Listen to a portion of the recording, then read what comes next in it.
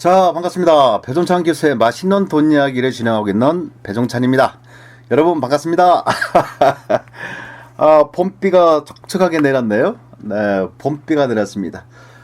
저희 나라도 이제 물 부족 국가라고도 하죠. 물이 좀 부족하다. 2014년 12월 이후 강원도를 중심으로 해서 평년 대비 한 20 내지 40%나 물 부족 현상이 일어나고 있다고 하네요. 그 짧게 온 그 봄비가 이 경제적 가치로 하면 무려 2,500억 원이나 된다고 그러네요. 뭐 자세하게 살펴보면 수자원 확보 32억 7천, 산불 예방 효과 3억 원, 대기 질 개선 효과, 대기의 공기가 개선된다고 봐야 되겠죠. 2,300억. 여기 좀 많네요. 또 가뭄 피해 부분에 대해서 해결하는 거 70억 원이나 된답니다. 그래서 합쳐가지고 3월 31일 날 비 온 게 그 봄비 내린 게 무려 2,500억 원이나 효과가 있다는 거죠. 3월 31일부터 4월 초까지 어제까지도 봄비가 주룩주룩 내렸습니다. 그러면 이거 다 합치면 무려 금액이 얼마입니까? 1조가 되겠군요. 1조. 야, 대단합니다. 요거 봄비가 이렇게 1조 원이나 되는 이 경제적인 효과가 있다는 거 참 대단하죠. 대단한 것 같아요. 그래서 그저께도 이제 비가 내리는 거 봐서는 비가 더 많이 와야 되는데 라고 부탁을 한 거 있어요. 비가 더 많이 와야지 사람들한테, 특히 저 농사 짓는 분들 또 그렇잖아요. 농사 짓는 분들한테는 만약에 비가 안 왔어, 계속 가물어, 그러면 냇가에 가서 양동이에다가 물을 짊어지고 뿌려야 되잖아요. 얼마나 힘들겠어요. 그거 왔다 갔다 해야 되는데.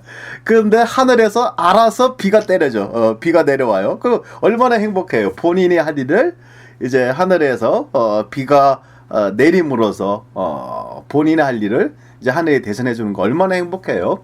농사 지으신 분들 특징 있으시잖아요.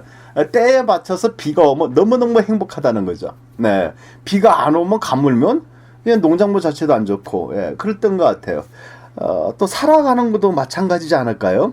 누군가가 이런 봄비와 같은 역할을 할 수 있는 사람이 주변에 있다는 거 참 행복하지 않을까요?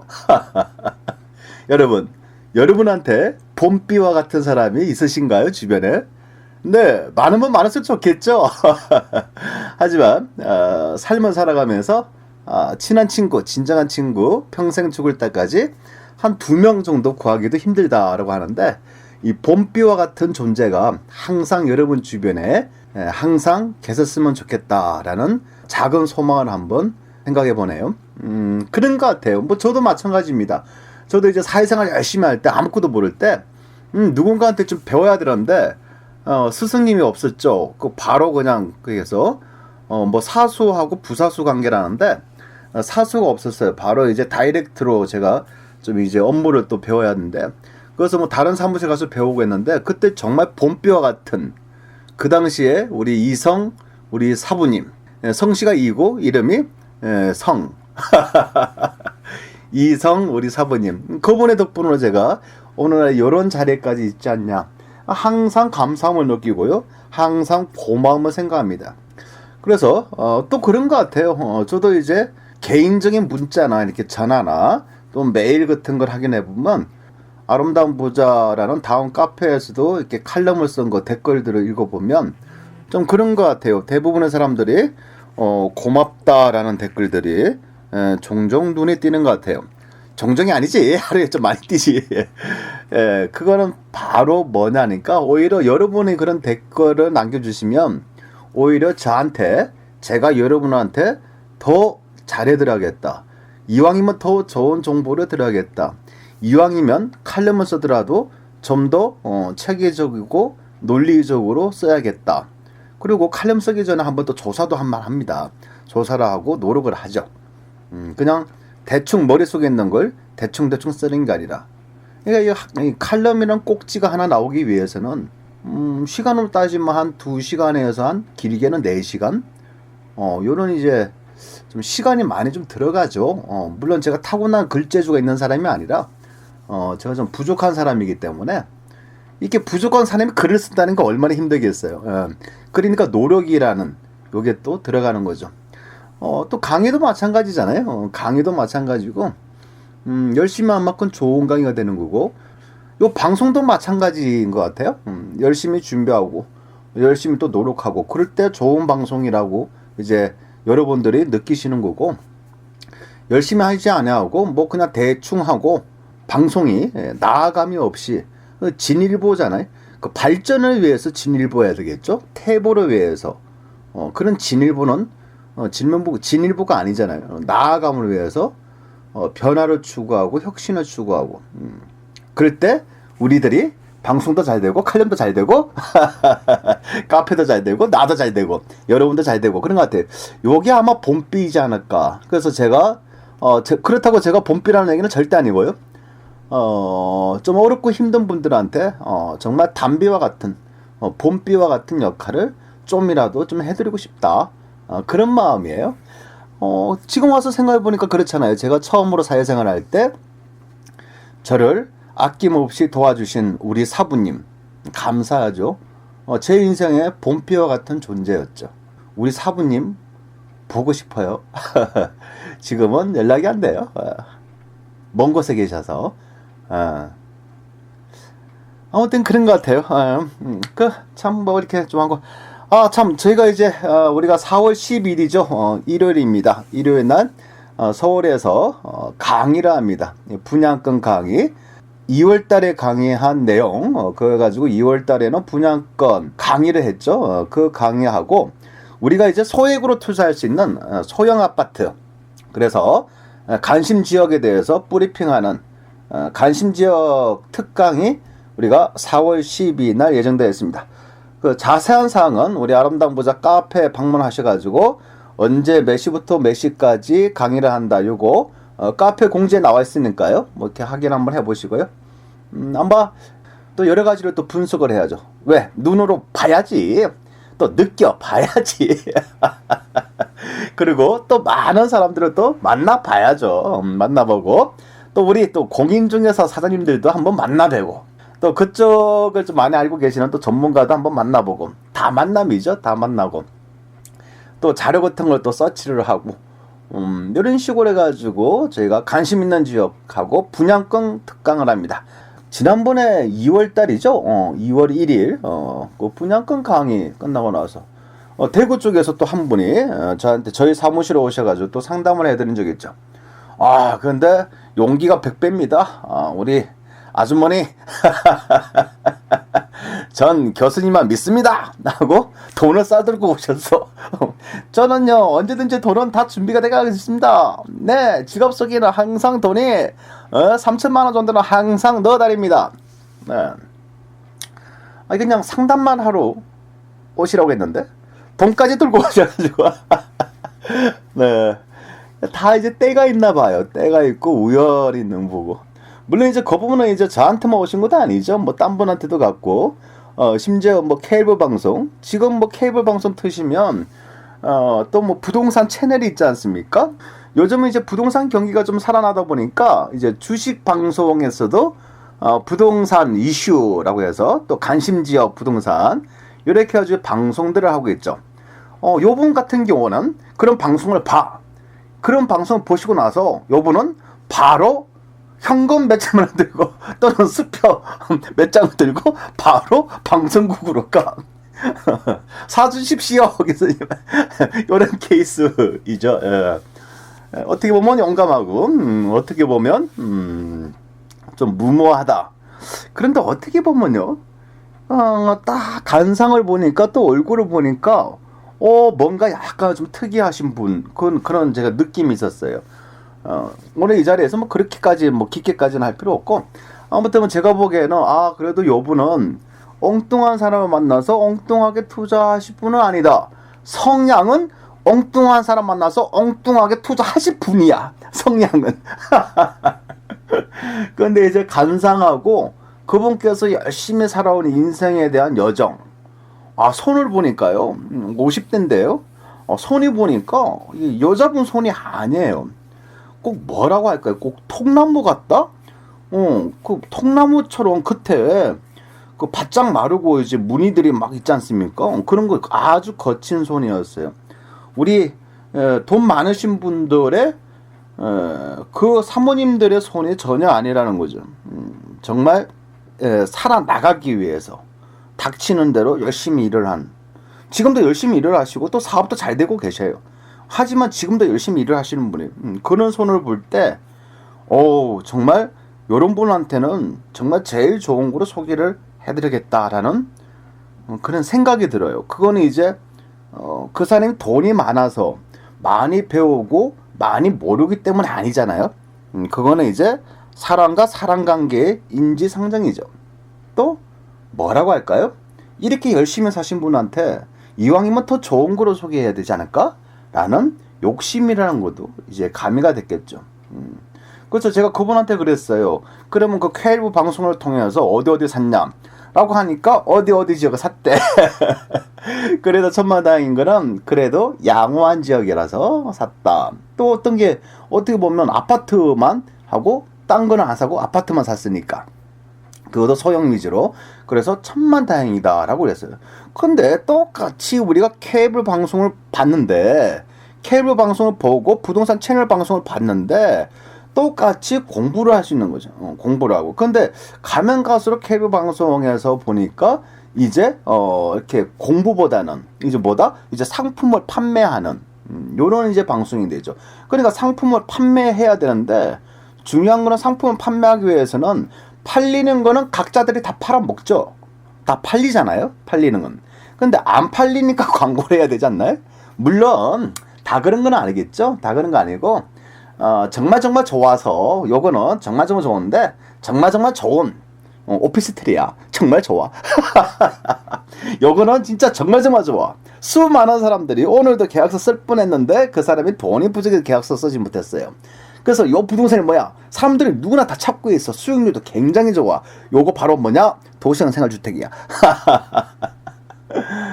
예, 그런 케이스죠. 오피스텔이다. 또 뭐 테마상가다. 세입자 다 구해준다. 뭐 이런 거겠죠. 그 다음에 도시형 생활주택, 뭐 확정 보장, 뭐 이렇게. 그러면 역으로 표현하죠. 얼마나 안 팔리면 TV 방송에까지 나와서 팔기 위해서 노력할까? 또 역으로 한번 생각해 볼까요? 그렇게 TV 방송에 나오기 위해서 또 어떤 행위가 뒤에서 어떤 행위가 이루어졌을까? 뭐 기타 등등 생각해 보면 여러 가지 좀 생각이 저한테는 이제 접목이 되더라고요. 그래서 제가 이 자리에서 말씀드릴게요. 싫든 좋든 방송이란 건 좋은 겁니다. 방송이란 건 다 좋아요. 1시간짜리 방송이지만 여기에 대해서 내가 10분만 배워도 감사하게 생각해야죠. 50분 동안은 듣기 싫어, 힘들어 죽겠어. 하지만 10분에 때로는 55분 동안 들을 게 하나도 없다라고 하더라도 5분 동안 들었는데 그게 알짜배기야. 나한테 도움됐어. 그러면 그거를 흡수를 하셔야 됩니다. 그런 정보가 5분, 1시간에 5분이라도 감사한 강의라고 고마워해야죠. 방송도 마찬가지입니다. 방송도요. 듣지 마, 보지 마, 이런 건 아니잖아요.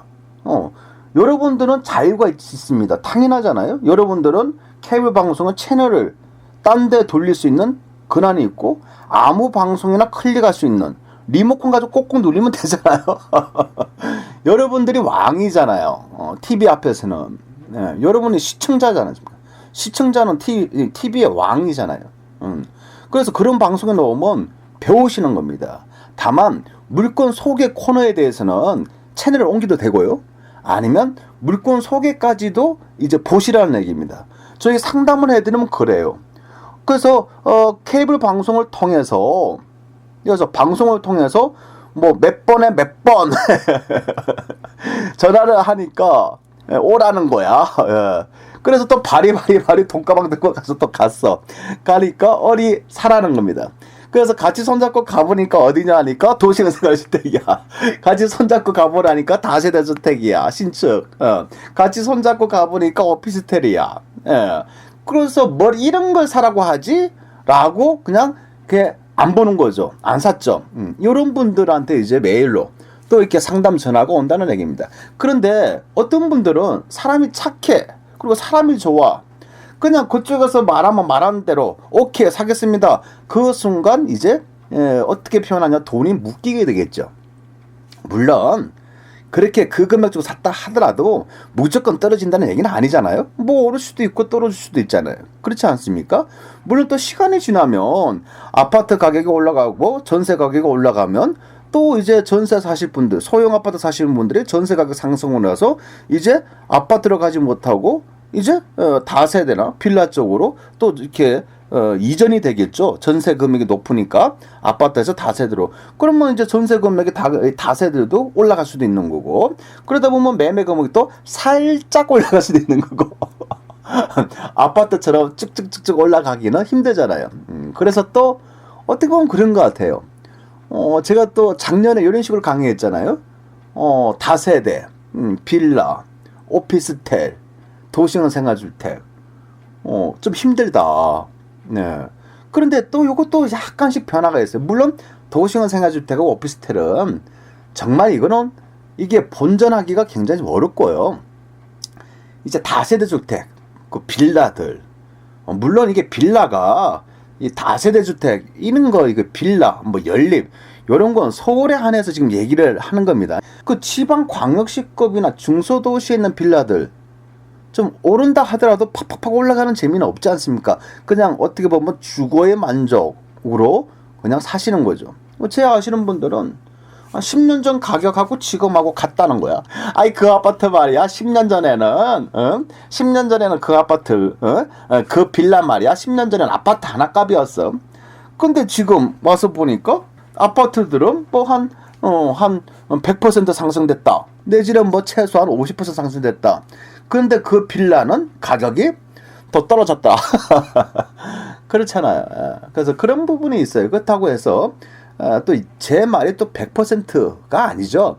항상 부동산은 카메론처럼 색깔을 약간씩 바꾸는 거예요. 어떤 건 좋았다가 어떤 건 나쁘다가 지금은 사야 될 시기가 됐다가 또 팔아야 되는 시기가 있는 거고, 그거를 순간순간적으로 뭐래라 대처를 잘 하시는 분이 투자를 잘 하시는 거죠. 그런데 지금 팔아야 될 시점에 내가 샀어. 지금 가지고 계속 보유해야 될 시점에, 팔면 안 되는 시점에 내가 홀라당 팔아먹었어. 그럴 경우에는 잠봇등이 거꾸로 간 거죠. 그래서 이런 부분들이 있기 때문에 우리는 투자에 있어서 정답에는 없다. 다만 정답을 찾아가기 위해서 우리가 노력을 하고 있는 과정이다 라고 볼 수가 있겠어요. 그런 것 같아요. 그래서 그 대구에서 오신 분께서 이렇게 또 좋은 물건으로 해서 좀 권유를 한번 해드렸고, 결론적으로 이제 매수를 하셨고 잔금을 하셨어요. 잔금하고 나서 그분이 그러시는 겁니다. 감사하다고.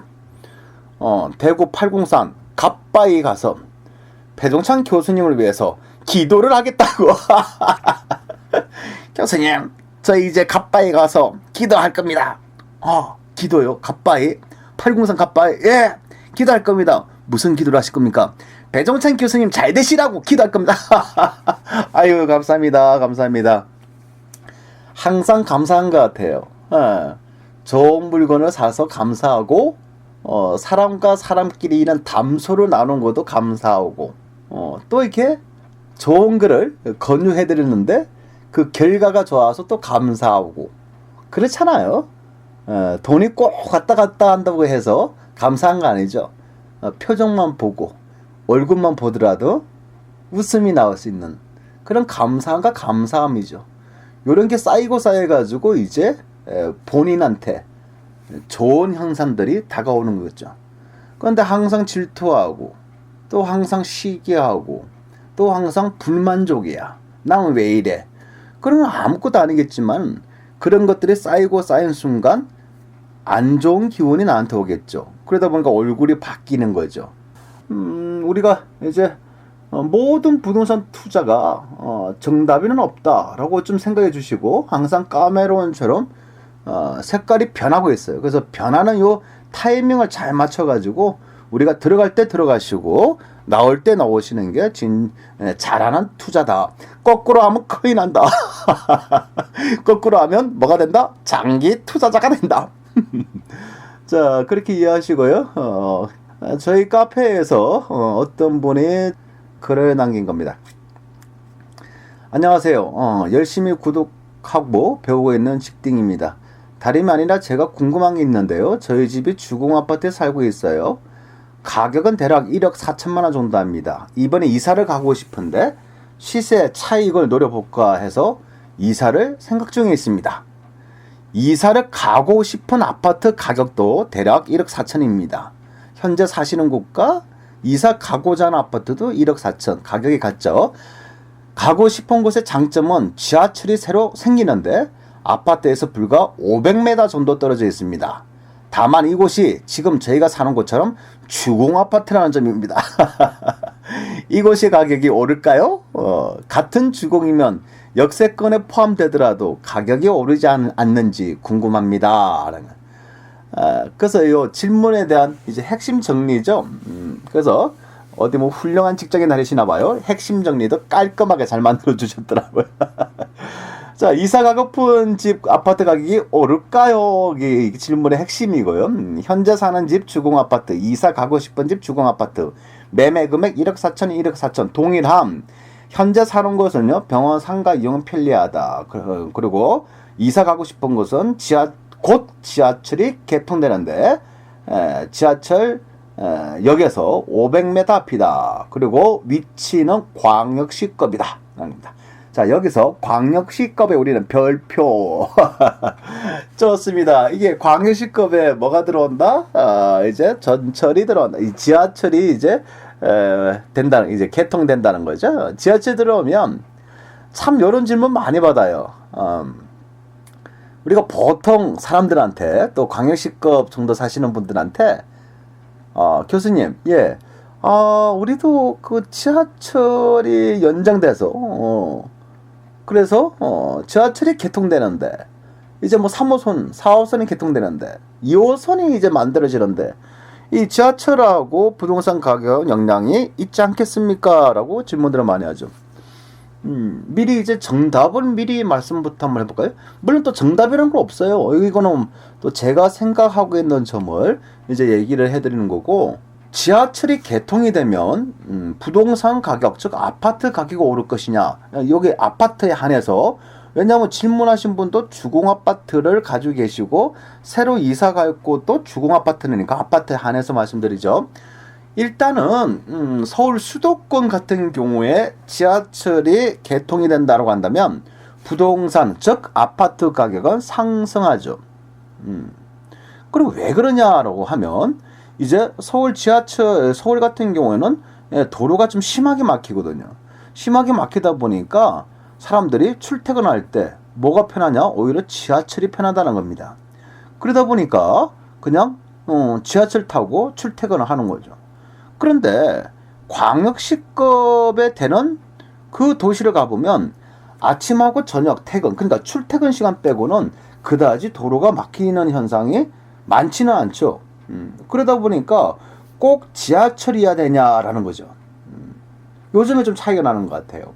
제가 보는 점에서는 서울은 출퇴근을 지하철로 이렇게 선호를 하고, 그러니까 지하철로 선호를 하다 보니까 지하철 가까운 역이 아주 투자성이 있는 역이 되겠죠.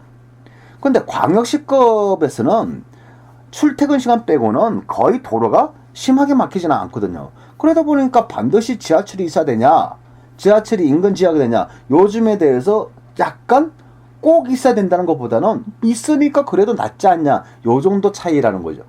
그리고 두 번째는요, 서울 수도권 지하철은요, 인구가 어마어마하잖아요.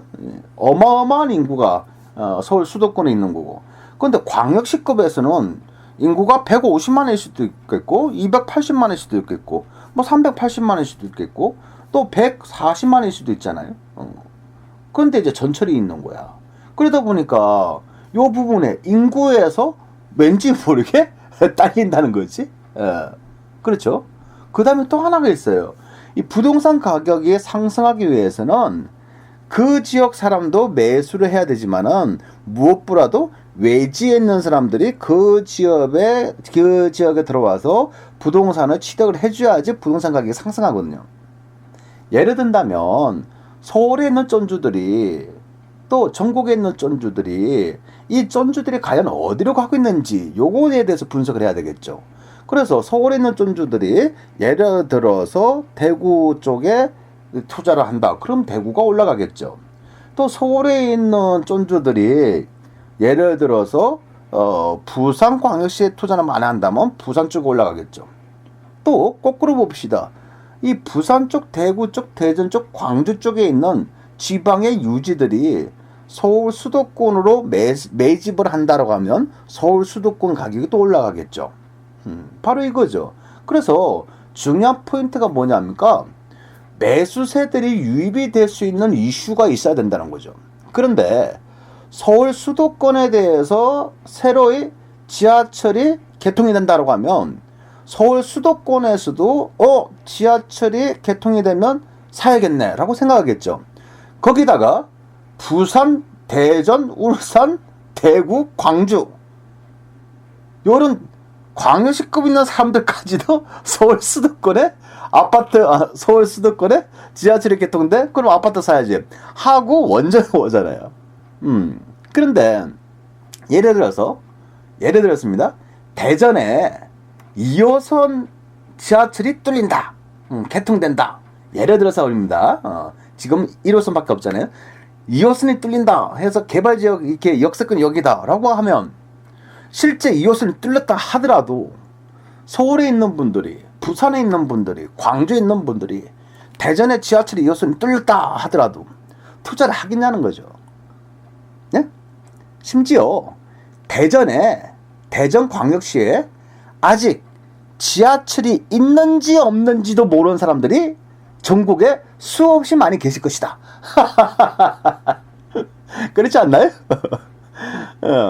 아니 대전 사람들은 지하철이 어디서부터 어디서 시작한다 알죠. 근데 서울 사람들이 또 저런 또 광주 사람들이 부산 사람들이 대전에 지하철이 있나? 요거조차도 긴가민가 싶은 사람이 대세 있거다. 그렇다면 결론은 뭐냐? 그러면 대전 지역에 2호선이 개통이 된다. 과연 강남에 있는 사람들이 서울 수도권에 있는 투자자들이 전국 광역시급 또 중소도시에 있는 투자자들이 대전 2호선이 못 뚫린다라고 해가지고 투자를 할 것이냐? 바로 그 점이죠. 제가 보기에는 오르기는 오르겠죠. 지금보다 낫겠죠. 하지만 생각하시는 그 가격만큼 그 기대치만큼은 올라가지 아니한다. 요게 포인트가 될 거예요. 오히려 웃겨요. 오히려 지하철이 뚫리면 가격이 올라가겠지라고 생각해서 2년 3년 전에 매집을 하겠죠. 막상 지하철 뚫렸어. 개통됐어요. 그러면 가격은 어떻게 될까? 올라갈 수도 있고 떨어질 수도 있지만은 약보합입니다. 그냥 갑니다. 그 가격이. 그러면 엄청난 차이야. 아니 서울 수도권 같은 경우에는 전철이 뚫리고 나면 가격이 급등을 한다는데 물론 여기도 마찬가지지. 벌써 몇 년 전부터 매집이 들어갔겠죠. 하지만 개통된과 동시에 또 가격이 올라가잖아요. 그런데 지방 광역시급에서는 지하철이 뚫린다고 해서 가격이 그렇게 급격하게 상승하기는 힘들다라고 볼 수가 있겠어요. 그리고 우리 회원님께서 지하철역과 거리가 500m라고 하는 거예요. 500m. 그러면 거리상으로는 한 10분 정도 거리가 되겠거든요. 보통 성인 걸음으로 1시간에 4km를 간다고 하죠. 그러면 1km당 15분이 되겠네요. 그러면 500km면 7 내지 8분 되겠죠.